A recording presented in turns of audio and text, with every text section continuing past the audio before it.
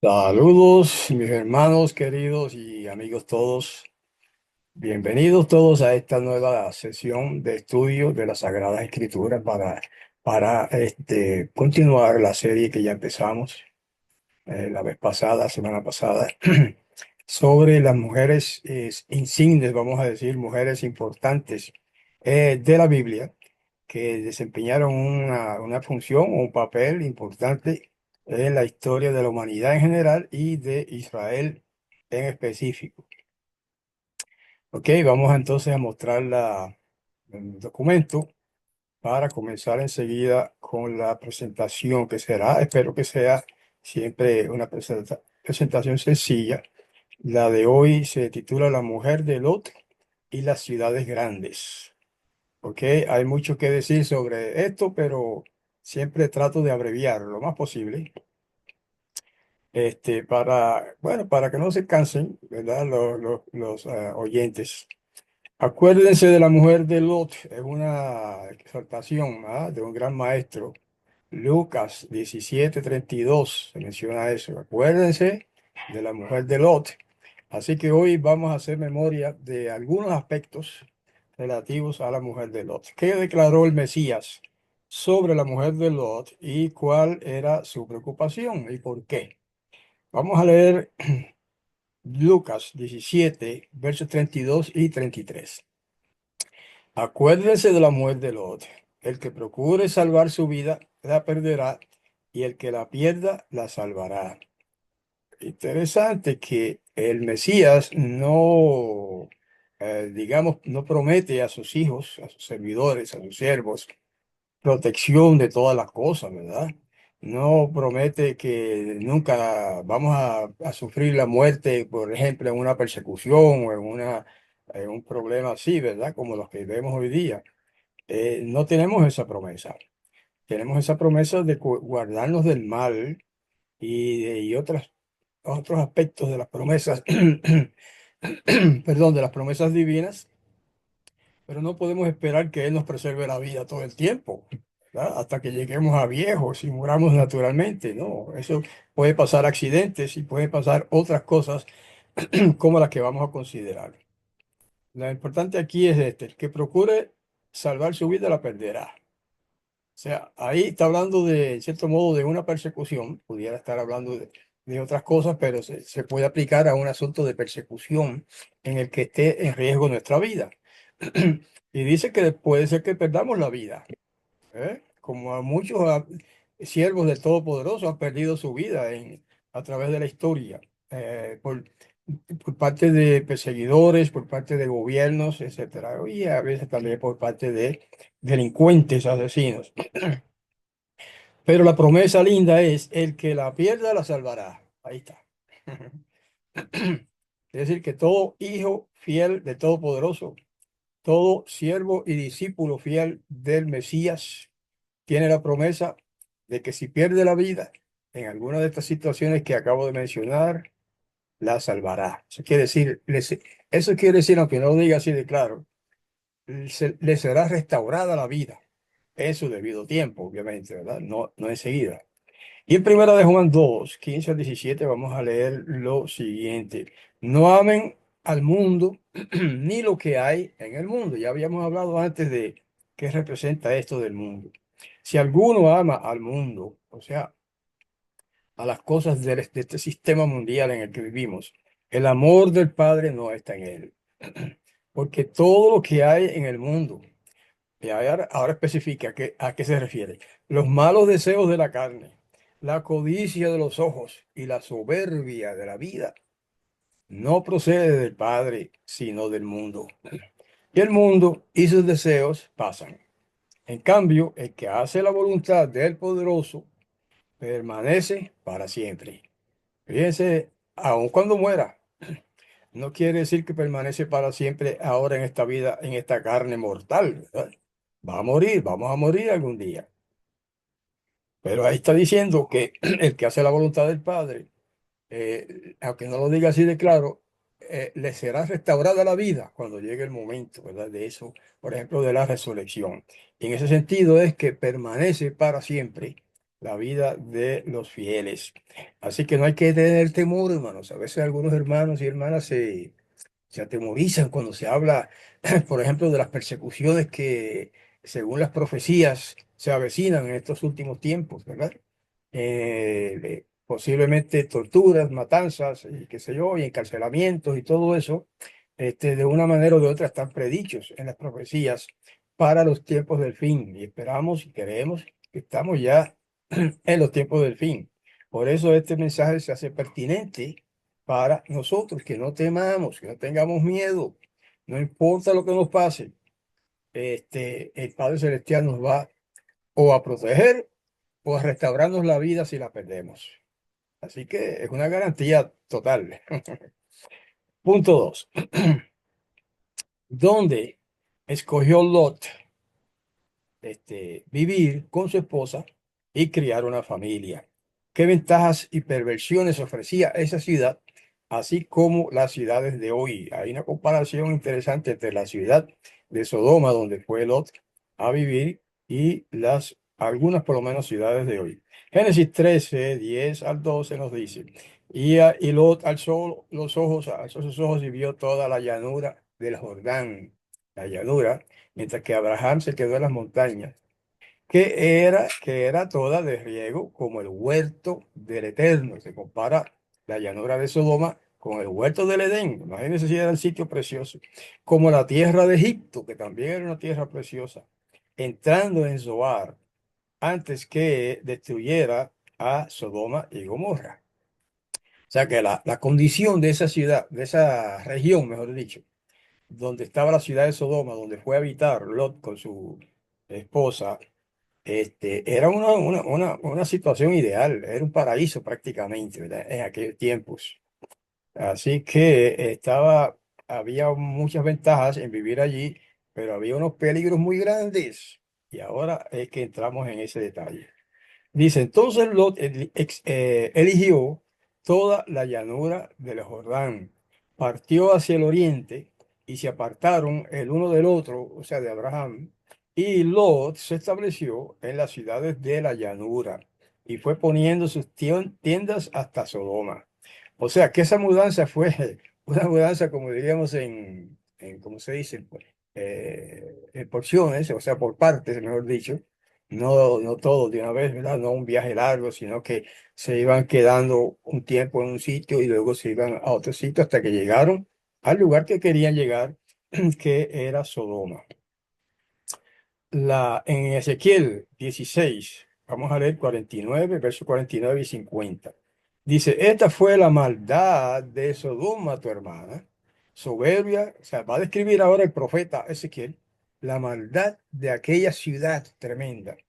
Y estas son las maldades que abundaban allí. Dice soberbia, o sea, arrogancia, que es lo mismo, hartura de pan, abundancia, y abundancia de ociosidad tuvo ella y sus hijas, o sea, ciudades vecinas también. Y no fortalecieron al afligido ni al menesteroso, o sea, no ejercían la misericordia con los necesitados. Se llenó de soberbia y cometió abominaciones ante mí y las quité, hablando de las ciudades, ¿no? O sea, porque está el profeta hablando de parte de Yahweh. Y aquí esas son palabras del Todopoderoso a través del profeta Yehezkel, como se llama en hebreo, o Ezequiel. Así que fíjense que en esa ciudad había abundancia, como hay hoy día en algunas ciudades y en algunos países, mientras que en otros hay carencias de todas clases. Hoy día hay países con grandes abundancias, ¿verdad? De cosas, entre ellas de comida. A pesar de que hay otros que hay mucha carencia también. Bueno, pero esa ciudad era así. Y dice que había, sin embargo, abundancia de ociosidad. O sea, que había muchos perezosos allí. Mucha pereza y vagancia. All right. Quiere decir que la prosperidad llevó en este caso a esa gente, a esos habitantes, a un estado de ociosidad, ¿eh? Y no fortalecieron al afligido ni al menesteroso. Es decir, no había compasión de la gente y los pobladores de esa ciudad. Dice que se llenó de soberbia y cometió abominaciones ante mí. Ahí no dice cuáles son las abominaciones que cometieron los habitantes de esa ciudad, especialmente Sodoma. Hubo otras ciudades que también se contaminaron con todas esas perversidades, pero aquí se menciona Sodoma. ¿Y cuáles eran esas abominaciones? Bueno, ya mencionó algunas, ¿verdad? En ese parrafito ya se mencionaron algunas.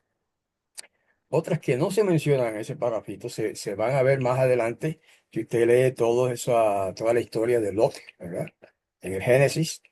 Y una de ellas, de esas abominaciones, era la falta de respeto hacia los visitantes de esa ciudad, hacia los que venían, ¿verdad?, a visitar. La falta de respeto a las autoridades, entre otras cosas. Y otra de las abominaciones que se hicieron comunes en aquella ciudad, al igual que en algunas otras circundantes, fue el homosexualismo y el bestialismo. Según la historia, tenemos evidencia de eso, ¿verdad? Aparte de la Biblia, de que el homosexualismo era bastante común, yo diría, no bastante, muy común en aquella ciudad y quizás en otras también como Gomorra, Alma y Cebollín. Eran cuatro ciudades que había ahí que corruptas todas y todas fueron destruidas. Bueno, pues ahí estaba el homosexualismo rampante. ¿Y cómo sabemos eso? Bueno, fíjense que cuando llegaron esos ángeles y se hospedaron en la casa de Lot, los que han leído la Biblia saben bien esto. Llegaron, se amontonó un tumulto frente a la casa de Lot, ¿verdad? Exigiendo que sacaran afuera de esa casa que estaban ya hospedados allí a esos mensajeros, eran dos mensajeros celestiales, que los sacaran para ellos tener relaciones con ellos. ¿Eh? La Biblia dice, las traducciones de la Biblia españolas dicen para que los conozcamos, pero otras versiones traducen de otra manera porque se sabe que eso significa. Eso significaba para que tengamos relaciones sexuales con ellos, eso es lo que significaba.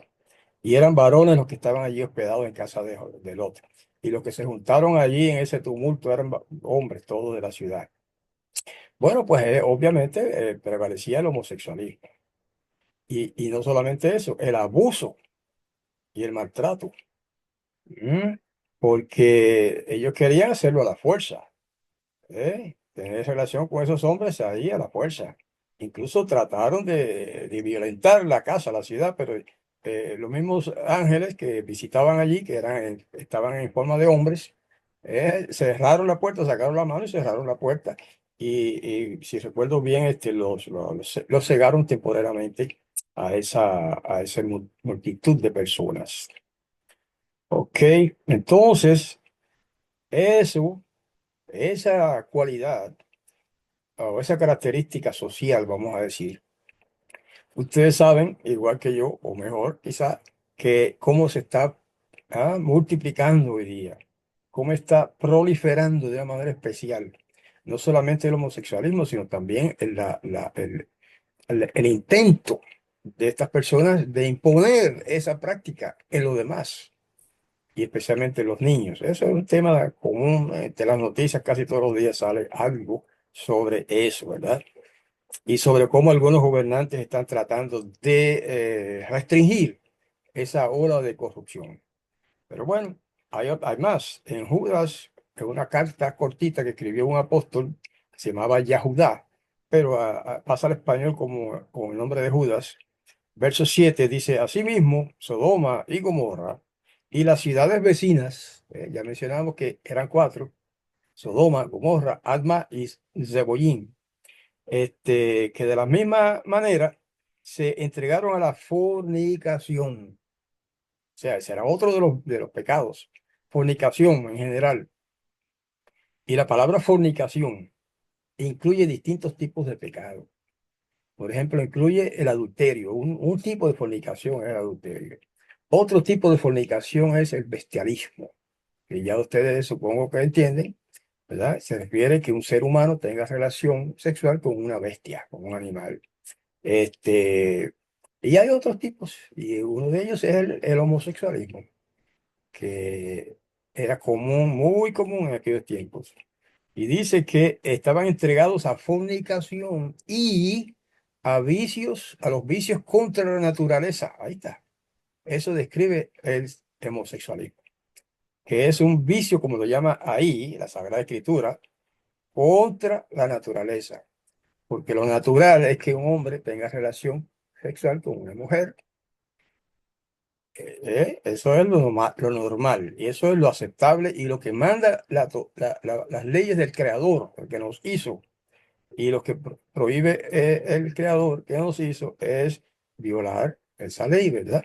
Por lo tanto, el homosexualismo, que como se le llama ahora, en otros tiempos se le llamaba de otra manera, ¿verdad? Por ejemplo, sodomía era una manera de llamarlo. ¿Y qué pasó? ¿Cuál fue el resultado de eso? Dice, sufrieron el castigo del fuego eterno y fueron puestas, por ejemplo, esas cuatro ciudades, pero con mucha especialidad. Sodoma era la más grande, era una ciudad muy grande y además la más perversa también. Entonces, ¿qué sufrieron? ¿Cuál fue el castigo de esa ciudad? No tenemos todos los pasajes, ¿verdad? Y los detalles de esa historia. Estamos resumiendo mucho. Entonces, cayó fuego del cielo, eso lo dice así, de claro la Escritura. De arriba, la Biblia dice del cielo, ¿verdad? Pero eso no necesariamente significa que ese fuego vino del tercer cielo, como se le llama también en otros pasajes, sino que quiere decir que cayó de arriba, posiblemente de la misma atmósfera, ¿verdad? Que sería el primer cielo, como se le llama ahora. ¿Quién sabe qué fue exactamente ese fuego? ¿Cómo se originó? Pues eso no lo dice la Escritura y no lo sabemos con certeza. Podríamos tal vez imaginar cosas, pero no estamos ahora en este momento para imaginar, ¿verdad? Y suponer este, el origen específico de ese fuego. La cosa es que dice ahí, sufrieron el castigo, así que esos pecados que mencionamos merecen un castigo del fuego eterno. Aquí, ese pasaje, esa frase es interesantísima, hermano, porque muchos cristianos hablan del infierno, ¿verdad? Una nueva teoría que hay por ahí desde después del siglo I se desarrolló esa teoría, o más o menos en ese tiempo también, originada en Babilonia, la cuestión de un infierno eterno. Bueno, pero aquí no habla de un infierno eterno, dice fuego eterno. Eso no tiene nada que ver con el concepto cristiano pagano del infierno. Este fuego que cayó en ese momento del cielo y destruyó esas cuatro ciudades. ¿Ok? Entonces, lo que quise decir con de que esta frase fuego eterno es interesante y significativa, es que eso describe, eso nos ayuda a entender en qué sentido van a ser destruidos los impíos al final de los tiempos, también con fuego eterno, como se menciona en otros pasajes de las Escrituras, ¿verdad? Fuego eterno no significa que las personas van a estar ardiendo eternamente en ese fuego sin morir nunca, que ese es el concepto del infierno eterno, ¿verdad? Según los cristianos, según algunos cristianos, no todos creen eso. Entonces, ¿qué es eso de fuego eterno? Bueno, es eterno en sus consecuencias. Eso es lo lógico de entender cuando uno estudia la escritura, distintos pasajes que hablan de esto y cuáles son los resultados. ¿Ok? Fuego eterno no significa que esa gente va a estar ardiendo toda la vida y para siempre en ese fuego. Y si no, mira a ver qué pasó aquí. ¿Qué pasó aquí? Dice que esas ciudades, porque lo que destruyó las ciudades fue un fuego que bajó. Dice que fuego eterno. Y vaya usted a ese sitio a ver si están ardiendo todavía esas ciudades. Si están ardiendo. O si hay gente allí ardiendo todavía. Obviamente no. Es tonto, ¿verdad? Preguntar eso. Mm, Claro que no están ardiendo todavía. Entonces fuego eterno no significa literalmente que dura para siempre. No. Fuego eterno, en este caso específico, lo cual ilustra los demás casos, significa un fuego que no cede, vamos a decir, no se apaga hasta que haya consumido todo lo que tiene que consumir. ¿Ya? Y eso pasó con Sodoma, Gomorra, Admá y Cebollín, esas cuatro ciudades. Se consumieron, las consumió el fuego y ahí se apagó el fuego. Y así será también el asunto en los tiempos finales, cuando llegue el momento de destruir a los impíos, los perversos y los corruptos. de la humanidad para instaurar el paraíso o restaurar el paraíso que perdió Adán, pues también será un fuego eterno. Quiere decir que no hay resurrección de ese fuego. Eso es lo que quiere decir. No hay manera de librarse y que no hay resurrección para esas personas que sean castigadas con ese fuego eterno. Punto 3. Veamos las dos veces que Yahweh libró la vida de la mujer de Lot, que es el tema de hoy, la mujer de Lot, y su familia. Y a quienes envía Yahweh hoy para librarnos a nosotros en esta era de perversión en la que nos ha tocado vivir. Bueno, siempre ha habido perversión en el mundo, hermanos, en unos sitios y en otros. Pero, hermanos, perversiones, corrupciones como las que se desarrollan hoy en día, prácticamente en todas las naciones, nunca se ha visto antes. O sea, no vamos a especificar, ¿verdad? Cada cual conoce su nación, ¿verdad? Cada cual conoce su país, su pueblo, su ciudad, y sabe lo que está pasando, y sabe lo que informan las noticias prácticamente cada día. ¿Mm? Así que eso es una repetición, pero quizá en mayor escala, lo que vemos hoy, una repetición quizá en mayor escala de lo que sucedía en Sodoma, Gomorra, Admá y Seboyim, esas cuatro ciudades de la antigüedad que fueron destruidas con fuego eterno. Génesis 14. Vamos a leer versos 11, 12 y después 14 al 16. Dice, entonces los cuatro reyes, esto es otra situación que se inyecta aquí para ilustrar algo, pero no es el relato, ¿verdad?, continuo de lo que estábamos leyendo antes. Entonces los cuatro reyes, eso fue una guerra que se formó allí, en cierto lugar, se llevaron toda la riqueza de Sodoma, unos reyes que invadieron a Sodoma, y ahí se cumple esto. Eso fue antes de la destrucción, ¿verdad? Toda la riqueza de Sodoma y de Gomorra y todas sus provisiones y se fueron. Se llevaron también a Lot, sobrino de Abraham, que residía en Sodoma y su hacienda, y se fueron. Cuando Abraham oyó que su sobrino había sido llevado prisionero, armó a sus 318 criados, los nacidos en su casa, y los siguió hasta Adán, hasta la ciudad de Dan. Cayó sobre ellos de noche y sus siervos los atacó y los fue siguiendo hasta Jobá, al norte de Damasco. Recobró todos los bienes, también a su hermano Lot, haciendo a su hacienda, a las mujeres y al resto de la gente. ¿Ok? Ese fue un incidente anterior, obviamente, que se ilustra y se menciona ahí como una ilustración de, de Lot. O sea, una mención, por lo menos se menciona a Lot ahí, y estaba obviamente con su esposa y familia. Ahora, en Génesis 19:1 dice, ahora ubicándonos otra vez en el ambiente de lo que empezamos a decir sobre Sodoma. Dice que los dos ángeles llegaron a Sodoma a la caída de la tarde. Lot estaba sentado a la puerta de Sodoma y al verlos se levantó a recibirlos. Se inclinó se inclinó hacia el suelo. Interesante. ¿Sabía Lot que esos eran ángeles enviados de Yahweh? No, eran hombres, eran dos hombres como cualquier otro hombre en aquel tiempo, ¿verdad? Vestidos igual que todos los demás. Entonces, él se ofreció a recibirlos, a hospedarlos porque ya estaba cerca del anochecer y ellos estaban sentados por allí a la caída de la tarde. Eso muestra que Lot era un hombre muy, muy generoso, ¿verdad?, y hospitalario, las cualidades preciosas de cualquier ser humano. Lot era así, generoso, hospitalario y valiente también, ¿verdad? Y cuando al verlos, pues se levantó a recibirlos y se inclinó hacia el suelo. Entonces, la pregunta que me vino a la mente enseguida es, ¿eso quiere decir que él adoró a los ángeles? Ni siquiera sabía que eran ángeles. Eran dos hombres. Entonces, ¿por qué se inclinó ante ellos? Eso nos enseña, hermano, que ese acto antiguo, porque ya eso no se practica excepto en algunos países, esa costumbre de inclinarse a las personas así ante el visitante, Era una señal de respeto, simplemente de respeto, no tiene que ver nada con adoración. Ahora, también se acostumbraba a hacer eso en adoración. En el templo, por ejemplo, cuando se adoraba a Yahweh, la gente se ponía de rodillas. O sea que puede significar las dos cosas.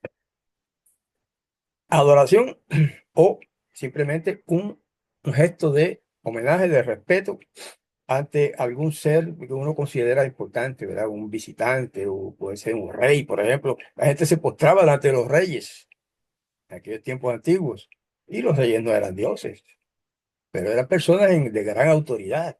Y ahí la gente se postraba, se arrodillaba delante de ellos.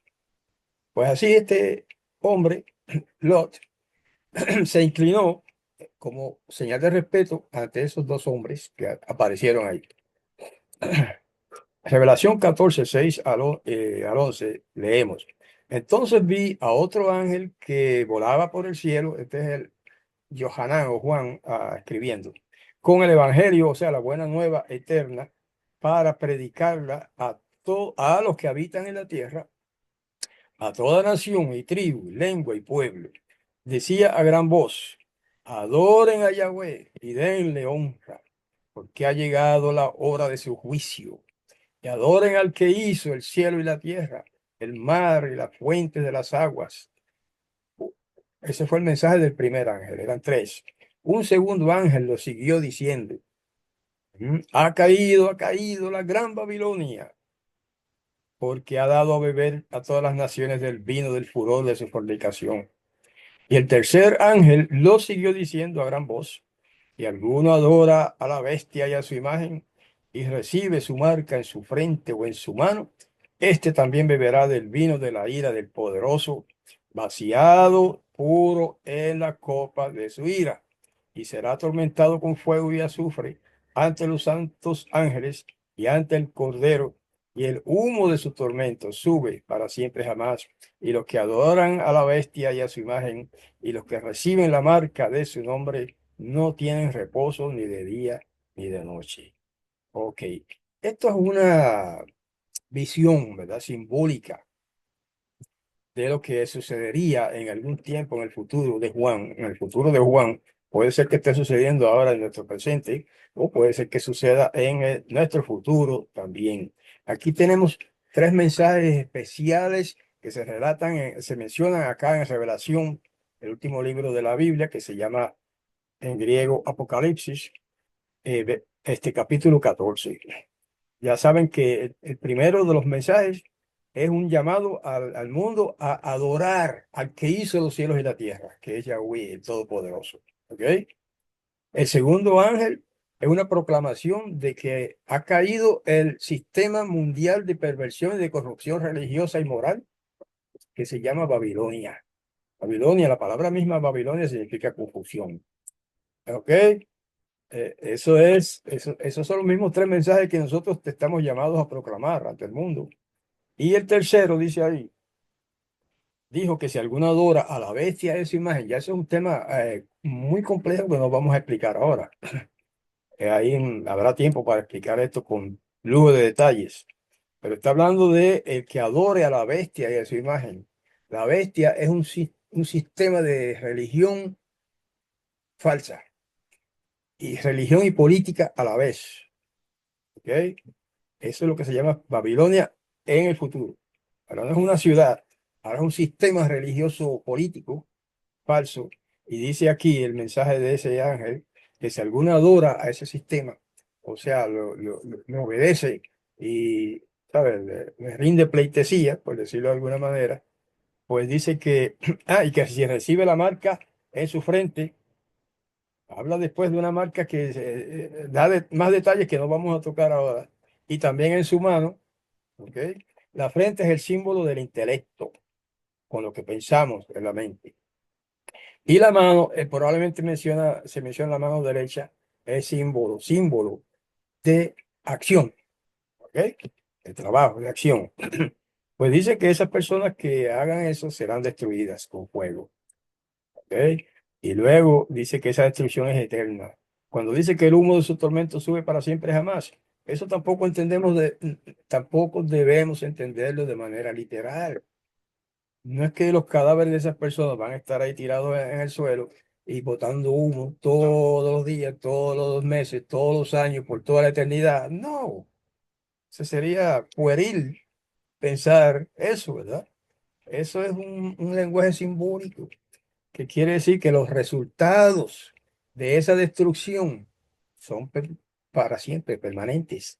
Nunca se resucitarán de ahí, de esa muerte, ¿verdad? ¿Ok?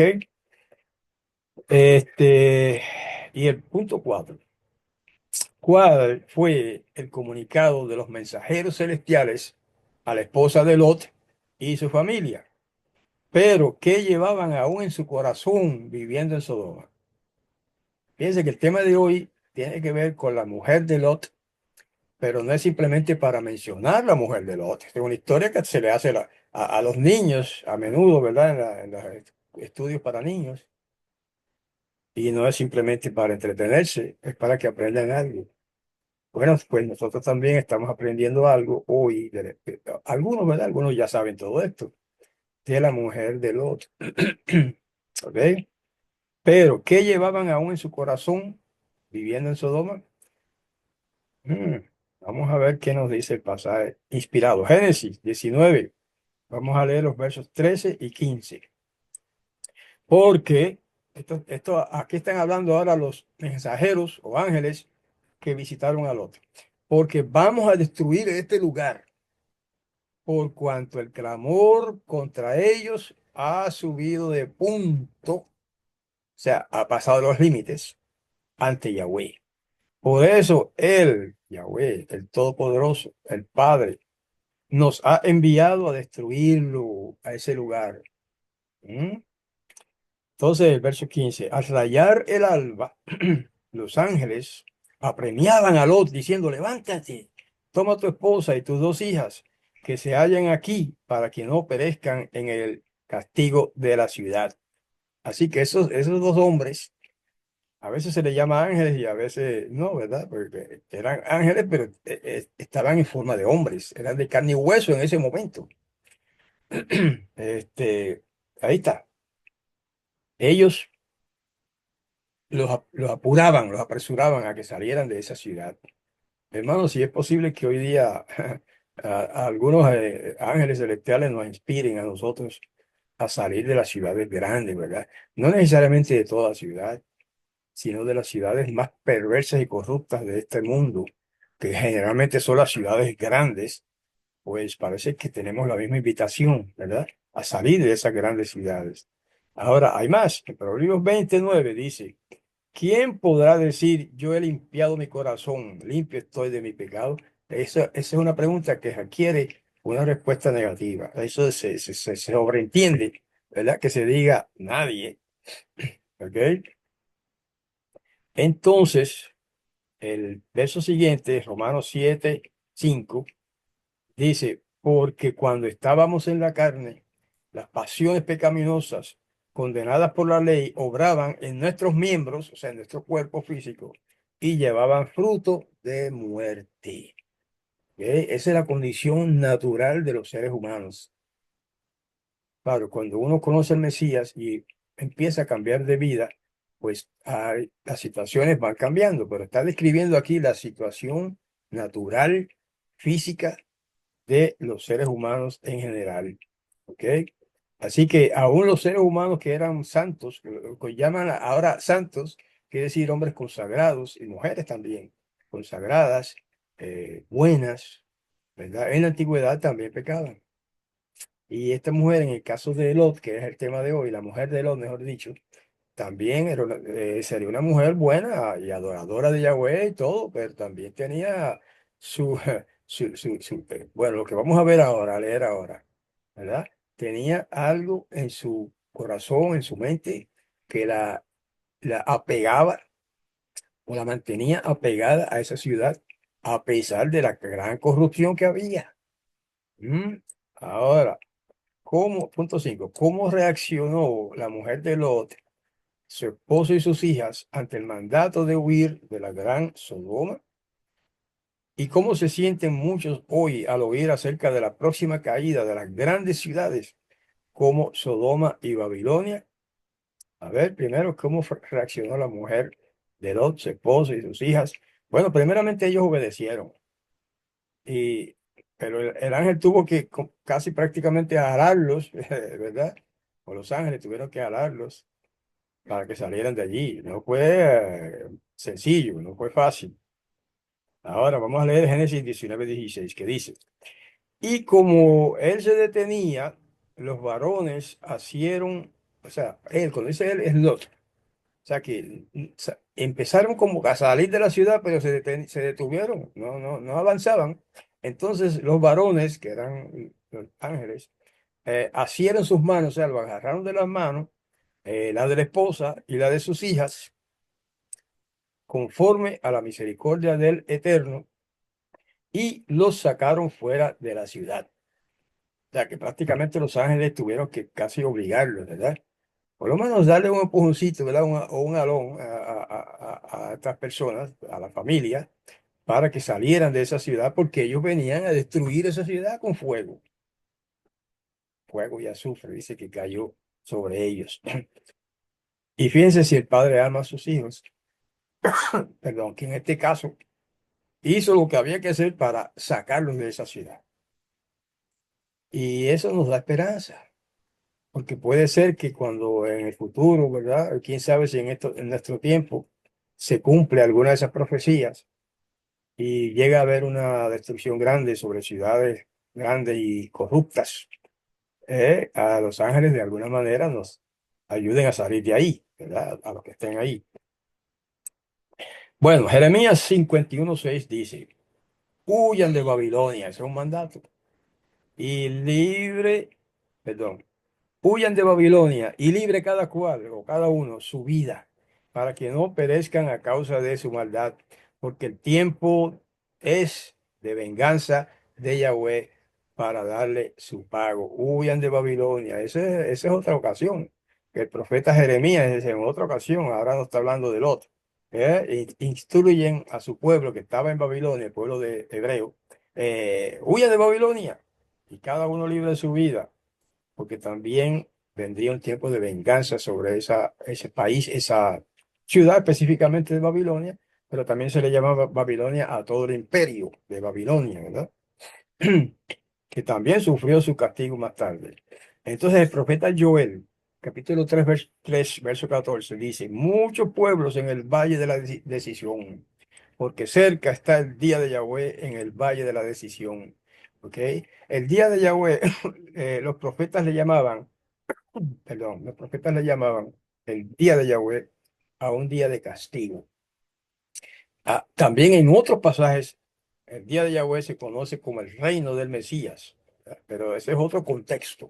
Este contexto de esa frase, el día de Yahweh, es en tiempo de castigo, de castigo para ciudades, incluso por quizá naciones, y por supuesto los individuos que estén muy apegados a la corrupción en esas ciudades.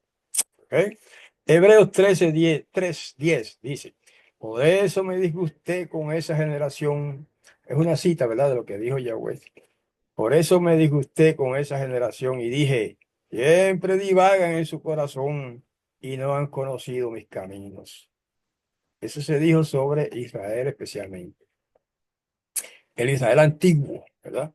Que era muy proclive a la idolatría. En muchos tiempos, muchas ocasiones este, se dedicó, no serían todo el mundo, pero grandes cantidades de israelíes, o israelitas, mejor dicho. Ahora se le dice israelíes a los habitantes del Nuevo Israel, pero en aquellos tiempos se le llamaban los israelitas.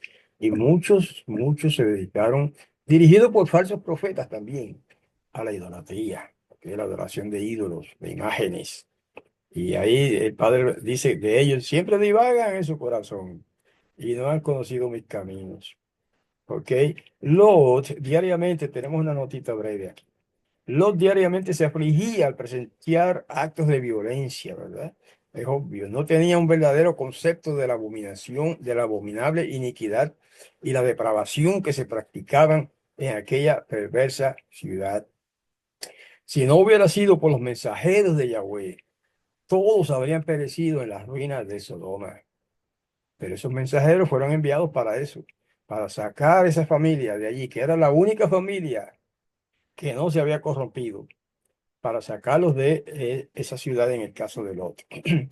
La misma voz que amonestó a Lot a que saliera de Sodoma nos exhorta hoy día, hermanos, con la cita que leemos a continuación. Salgan de en medio de ellos y apártense y no toquen lo inmundo. Eso está en lo que llaman el Nuevo Testamento, ¿verdad? Las nuevas escrituras del Nuevo Pacto. Segunda carta de Pablo a los Corintios, capítulo 6, verso 17. Salgan de en medio de ellos y apártense y no toquen lo inmundo. ¿Mm? ¿Predican eso todos los cristianos? Bueno, algunos sí, otros no. Los que obedezcan esta advertencia encontrarán un refugio. Los que obedecen esa advertencia de salir de en medio de estas culturas corruptas y apartarse, ¿verdad? Entonces, pues, ya usted sabe, encontrarán un refugio. Es la bendición. Punto 6 y penúltimo. ¿Qué advertencia adicional le dieron los ángeles a la mujer de Lot y su familia? Sin embargo, ¿cuál fue el comportamiento y el fin de la mujer de Lot durante la huida? ¿Ok? Ya estaban fuera de la ciudad, estaban huyendo, pero algo pasó ahí. Génesis 19:17 nos dice, cuando los hubieron sacado, los ángeles hubieran sacado a esa familia, dijo, escapa por tu vida, no mires tras ti, ni te detengas en toda esta llanura, escapa al monte, no sea que perezcas. Entonces, miren qué recomendaciones. Primero dice, escapa por tu vida. O sea, que los ángeles los acompañaron hasta cierto punto, ¿verdad? Hasta cierto lugar. Y ahí en adelante ellos querían que ellos siguieran huyendo, ellos por sí mismos. Escapa por tu vida. Y luego dice, no mires tras ti, o sea, no mires para atrás. Esa fue la orden que violó, no cumplió la mujer de Lot. Ni te detengas en toda esta llanura. ¿Ok? No se detuvieron, siguieron, pero ella violó una de las recomendaciones o digamos mandatos del ángel. No mires para atrás. Ok, vamos a ver qué pasó. El verso 26 de Génesis 19. Entonces la esposa de Lot miró hacia atrás y se volvió una estatua de sal. Bueno, algunos incrédulos, ¿verdad? Que no creen en la Biblia, han refutado, tratado de refutar todas estas historias de la Escritura. Sin embargo, arqueólogos modernos, o sea, arqueólogos que se dedican a investigar sitios, lugares, la tierra, etcétera, han encontrado, no voy a decir que encontraron a la mujer de Lot hecha una estatua de sal, pero sí han encontrado ciertos pilares allá cerca del Mar Muerto. Que el Mar Muerto, o sea, Sodoma era una ciudad que quedaba donde está, en una parte donde está ahora el Mar Muerto. O sea que el Mar Muerto cubrió esa área después con el tiempo. Pero en aquellos tiempos, ahí a la orillita del Mar Muerto, cerca, pues era que estaba la ciudad de Sodoma. Entonces han encontrado, curiosamente, arqueólogos, lo he leído de documentos en internet, a ciertos pilares de sal, ¿verdad? No estoy diciendo que eso sea la mujer de Lot. Lo que estoy diciendo es que es común ver, o por lo menos en algún tiempo fue común, ver en esos alrededores unos pilares de sal, o sea, unos montículos, ¿verdad? Cúmulos, acumulaciones de sal, y quizás bastante grandes, que rememoran o nos recuerdan ese asunto de la mujer de Lot que se convirtió en una estatua de sal. Obviamente, no es que se convirtió así como por magia, sino que el poderoso, el todopoderoso, la convirtió en una estatua de sal. Y ahí, obviamente, murió. ¿Ok? Por desobedecer la orden de un mensajero celestial. Miró hacia atrás y ahí se quedó. Pero eso, el acto de mirar allá atrás no es simplemente el acto de una persona que por curiosidad mira hacia atrás, porque el Todopoderoso conoce los corazones y sabía lo que había en el corazón y la mente de esa mujer, ¿eh? Y si la destruyó es porque era corrupta, igual que los demás habitantes de esa ciudad. Quizás de una manera diferente, ¿verdad? Yo no lo sé. Quizás era de una manera diferente, pero por lo menos demostró desconfianza en el ángel y demostró también un amor muy especial por esa ciudad. ¿Entiendes? Al mirar hacia atrás es como decir, ay, mira todo lo que perdimos allá. Ay, nuestra casa la perdimos, nuestra finquita, si teníamos una finquita. Ah, todo lo perdimos. Es más o menos interpretando yo los pensamientos de ella, ¿verdad? Que probablemente tuvo en esos momentos. Y ese lamento y ese apego a esa ciudad tan corrupta fue lo que la llevó a mirar hacia atrás, desobedeciendo la orden del ángel. Y por eso fue destruida. Bueno, una lección en el sentido negativo, ¿verdad? Para nosotros, en el sentido negativo, o sea, de lo que no debemos hacer. De si salimos de la falsedad, no debemos volver atrás. Si salimos del error, no debemos volver atrás. Si salimos del paganismo, no debemos volver atrás. Si salimos de la idolatría, eso le ha pasado a muchos cristianos. Han salido de la idolatría, pero después vuelven, a la idolatría. Eso es un problema grave. Ok, en vez de aceptar la salvación con gratitud, ella, está hablando ahora de la mujer de Lot en esta notita, miró hacia atrás deseando la vida de los que habían despreciado la advertencia divina. Ok, su desobediencia mostró que no sentía gratitud por la advertencia divina. Ese fue básicamente, ¿verdad? El problema de ella. Y punto 7 y final, según el Mesías, ¿qué debemos hacer al ver las ciudades ahora actuales tornándose en una gran Sodoma en términos de la corrupción, ¿verdad? ¿Qué anuncian dichos eventos?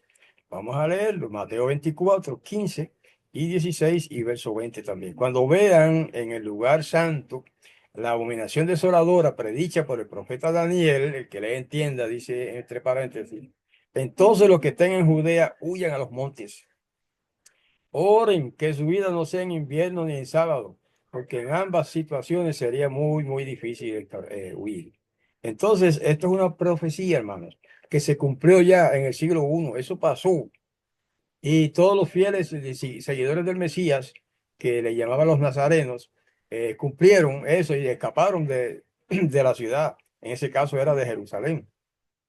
Pero también esta profecía o esta situación tendrá un cumplimiento en el futuro y eso se es aplicable en la profecía, se acostumbra a eso de una situación que se refería a tal periodo y que ya se cumplió, pero que se va a repetir. Eso es lo que nos toca a nosotros, ¿ok? En Lucas 17 28 al 30 dice, también será, ahora sí el Mesías está hablando del futuro, no como en los días de Lot. Comían y bebían, compraban y vendían, plantaban y edificaban.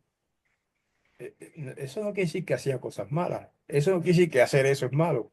Eso lo que quiere decir es que vivían en opulencia, vivían en tranquilidad, en paz. Eso es lo que quiere decir que estaban así esa gente. Y luego dice, y el día en que Lot salió de Sodoma, llovió del cielo fuego y azufre y destruyó a todos en esa ciudad, ¿verdad? Así será, estas son palabras del Mesías, del Hijo del Todopoderoso, así será el día en que el Hijo del Hombre, que era él, se manifieste. Ahí está. El Mesías mismo predijo que en los tiempos, cuando Él vuelva, en el futuro de Él, ¿verdad? Y también el futuro de nosotros, porque no ha vuelto, eso será así. Dice, así será el día en que el Hijo del Hombre se manifieste.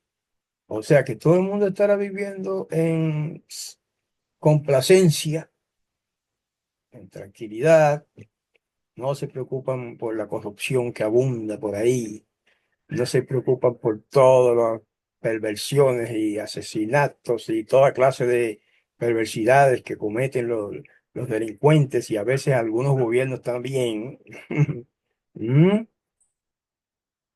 Y dice que así será, no necesariamente de que va a caer fuego del cielo, pero va a venir una destrucción grande sobre las ciudades corruptas de este mundo y a esto nos pertenece, nos toca a nosotros. Hermanos, en diversas ocasiones Yahweh ha instruido, la última notita que vamos a leer, en diversas ocasiones Yahweh ha instruido a los miembros de su pueblo a que saquen sus familias de las grandes ciudades y las lleven al campo, donde puedan cultivar sus propias provisiones, porque en el futuro el problema de comprar y vender será muy serio. Y eso lo estamos viendo ya, un poco de eso, ¿verdad? Ahora deberíamos prestar atención al consejo que se nos ha dado. Salgan de ella, pueblo mío. Ok, esa es la última amonestación, invitación que nos hacen los ángeles a nosotros ahora en estos tiempos del fin. Ok, salir de las ciudades grandes. Y no es porque sean grandes, sino es por la corrupción que abunda mucho más en las ciudades grandes. ¿Eh? Por eso los que viven en ciudades pequeñas tienen una ventaja y los que viven en el campo doblemente ventaja. Así que no sé, yo sé que no siempre se puede, ¿verdad? Hacer ese cambio. Salir de una ciudad grande y irse a vivir al campo. Hoy día es difícil eso. Bueno, es difícil, pero no es imposible. No es imposible. De una manera, hay varias maneras de lograrlo. ¿Ok? Cuestión de planear, hacer planes y hacer lo que haya que hacer para lograr esos planes. Mucha gente lo ha hecho ya. Muchos creyentes han hecho eso. Se han apartado de las ciudades grandes, donde hay mucha corrupción, y se han ido a vivir al campo. Y ahí siembran, crían sus animalitos, y etcétera, y van a estar más seguros cuando llegue el momento de la destrucción. Bueno, pues, queridos hermanos, con esto terminamos la presentación de hoy. Ahora nos queda despedirnos hasta la próxima. Shalom.